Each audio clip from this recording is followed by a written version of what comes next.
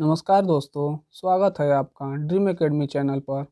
चलिए दोस्तों शुरू करते हैं आज की क्लास, जिसमें देखेंगे लुसेंट वस्तुनिष्ठ सामान्य ज्ञान का जीव विज्ञान में अध्याय पहला वनस्पति विज्ञान और उसकी शाखाएं।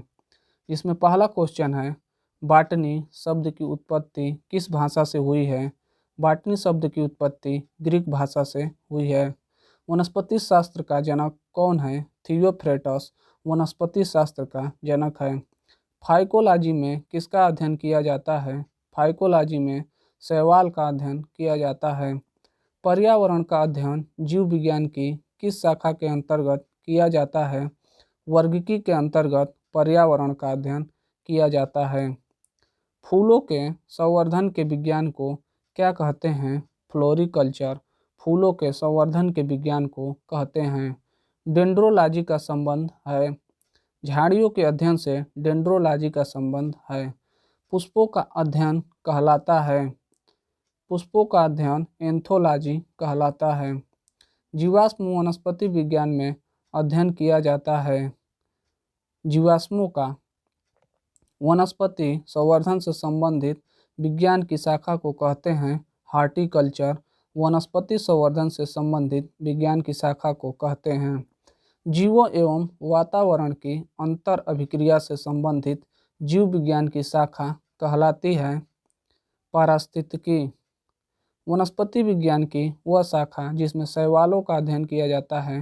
फाइकोलॉजी में शैवालों का अध्ययन किया जाता है। स्पर्मोलॉजी में किसका अध्ययन होता है? बीज का अध्ययन स्पर्मोलॉजी में होता है। नेक्स्ट क्वेश्चन है, सिल्वीकल्चर वनस्पति विज्ञान की वह शाखा है जिसमें वर्णन होता है सिलिसिफाइड पादपों का। एग्रोस्टोलॉजी में अध्ययन होता है घासों का अध्ययन एग्रोस्टोलॉजी में होता है। पेडोलॉजी में अध्ययन किया जाता है भूमि का। पेडोलॉजी में अध्ययन किया जाता है।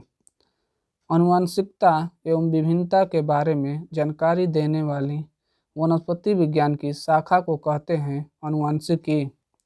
नेक्स्ट क्वेश्चन है, पौधों को नाम देने वाला विज्ञान कहलाता है वर्गिकी। पौधों को नाम देने वाला विज्ञान कहलाता है। फलों का अध्ययन कहलाता है पोमोलॉजी। फलों का अध्ययन कहलाता है।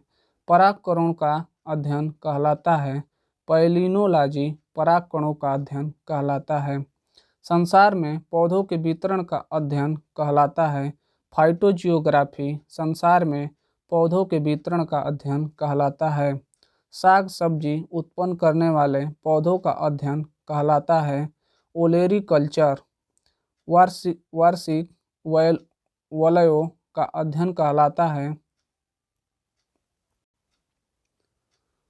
वार्षिक वलयों का अध्ययन कहलाता है डेंड्रोकोनोलॉजी। वार्षिक वलयों का अध्ययन कहलाता है डेंड्रोकोनोलॉजी।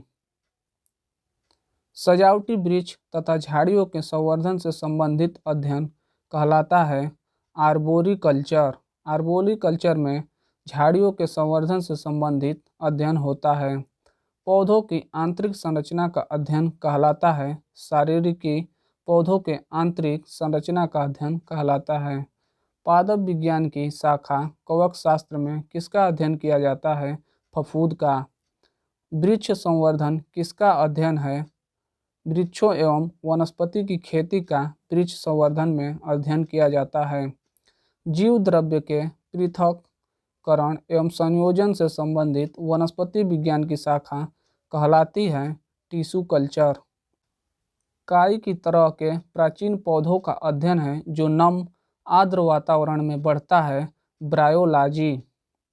कोशिका के वैज्ञानिक अध्ययन को कहा जाता है टेक्सोनॉमी। कोशिका के अध्ययन को कहा जाता है